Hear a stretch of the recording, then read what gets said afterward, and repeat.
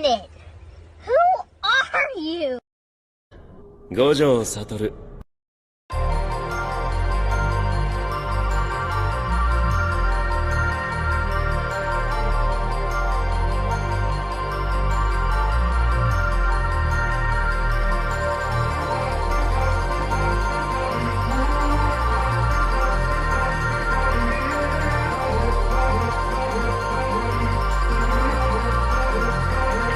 Cause you won't look after my wounds.